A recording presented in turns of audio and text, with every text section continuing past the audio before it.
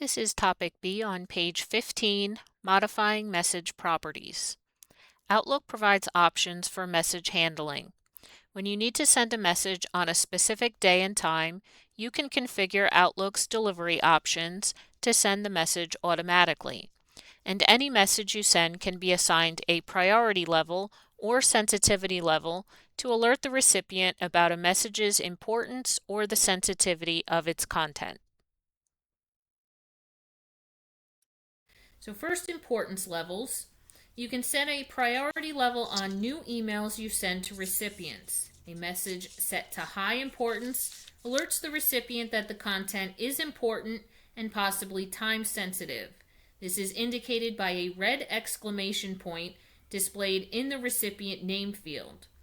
A message can also be set to low importance to alert the recipient that the content is low priority and can be read later. And this is indicated by a blue downward arrow. So here I still have my message set to Maureen with our example of the chart. And I'm going to make the subject of this high importance example. Now, to set an email to high importance, I would go up to the Options tab on my ribbon. And in my More Options command group, I can select my dialog box launcher from here. And here we'll open up my Properties dialog box, and in the Settings section at the top, here we have a drop down for importance. You have the options of low or your default of normal and also high. So I'm going to select high from here, click Close, and I'm going to send this message out to Maureen. I'm going to quickly switch over to her mailbox.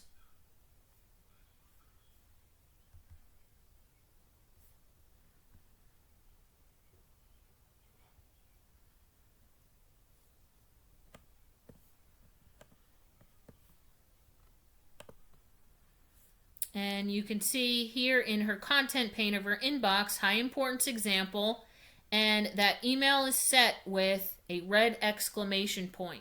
So when she receives that, and when she goes to look in her message list, she will see that icon, realize that the message needs to be read right away and followed up with.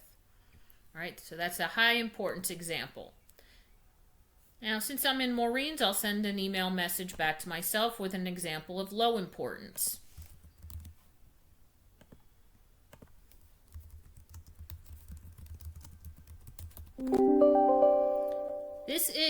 That just popped up. This is a reminders window. So when you set reminders for specific meetings or appointments to let you know that they are coming up, this is what will pop up on your screen. That's a good way to show you that. I'm glad that popped up. You have the option to dismiss single options, single appointments or meetings, or you can dismiss all to show that you have received them. Okay, so back to our low importance example. Just type, whatever your body text is in the body of your email. Go back up to that Options tab, your dialog box launcher for more options, and here we'll set this one to low importance. I'll send that out to myself. Switch back over to my Outlook. Here I have my message I got from Maureen already, low importance example, and you can see this has a downward pointing blue arrow in my content pane. So that lets me know, it doesn't have to be read right away. I can follow up with it later if need be. It's not really important. Okay, and of course you have your default option of normal, which will show no indication in the content pane. All right, next we have our sensitivity levels. A sensitivity level set on an email message advises your recipient to exercise some discretion in accordance with the content.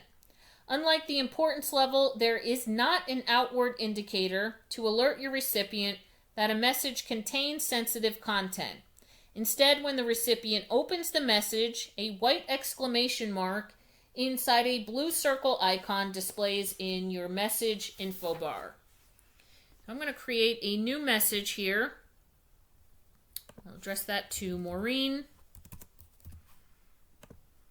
Go back to my More Options dialog box, and right underneath the Importance drop-down, you have your sensitivity. You have your default, of course, which is normal, and then you have your options of personal, private, or confidential. Your personal, when the recipient opens the message, please treat this as personal, appears in the info bar. For private, the recipient will see, please treat this as private. And confidential, they'll see, please treat this as confidential. It will not stop the recipient for forwarding the information on, or, copying and pasting it or anything like that. It just gives a little message. So I'm just going to do one example for confidential. Put the subject as confidential example. And I'll send that out to Maureen. I'll switch over to her workspace. You can see confidential example. If you look in the icons, there's nothing indicating that this is confidential information. When I open it in my reading pane, you can see, get the letter I for my info bar. Please treat this as confidential. You can see she still has the options to reply, reply all, even forward that on to another member. It's just a message suggesting or, requesting that that this be treated with some sensitivity. All right, lastly for this section, we have our delivery options. If you want to compose an email message but send it at a future date and time, you can configure Outlook's delivery options. You can set a do not deliver before date and time and select send. Outlook holds the message in your outbox folder until the scheduled delivery time. So in Maureen's, I'm going to open up a new email message. I'll address that to myself. We'll do delivery options example. I'm going to go back into that options tab, hit my dialog box launcher and more options to open my properties dialog box. Now down in my delivery options section, I have a few checkboxes here. I can have replies sent to, I can check that off and have them sent to whoever I choose in my list here. So any responses to this email will be automatically forwarded to that person instead of myself. I also have the option do not deliver before a certain date. So if I check this off, and I had today's date, I'm working on this on Sunday, and do not deliver before, let's say, 6 o'clock since it's past 5:30. So as soon as 6 o'clock hits, it's going to automatically send this email out. So maybe, you're composing an email message, but you have a meeting later on when you actually want the message to be sent out to a recipient. You can have this delivery option configured to send it out while you're in the meeting. So you'll already have it all set up and composed, and then as soon as that time hits, it'll go ahead and send it for you.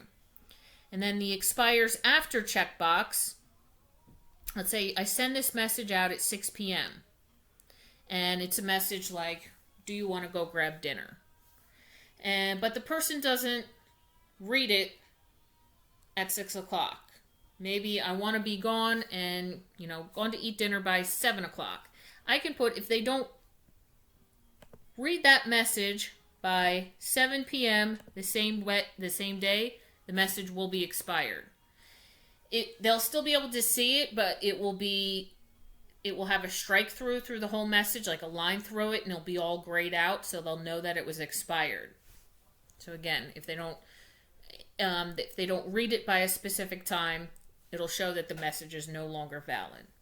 So I'm going to click close from here. So I have a do not deliver before 6 p.m. I still want to hit my send button to send that out to myself. But instead of appearing in my sent items folder, you can see the last message that I sent out from Maureen's account was the low importance example. It's not going to be in my sent items because it's not sent out yet. It's actually kind of held in it's stored in a holding area, which is called our outbox. So you can see the delivery options example. And then once 6 o'clock hits, this message will be removed from this folder. It will be physically sent out to myself. Remember, this is from Maureen right now, so it'll be sent out to myself at 6 o'clock, and she will be able to see that then in her sent items folder. All right, so right now, again, it's in that kind of storage area until 6 p.m. Okay, the next video will be Your next video will be activity 1-3 on page 18.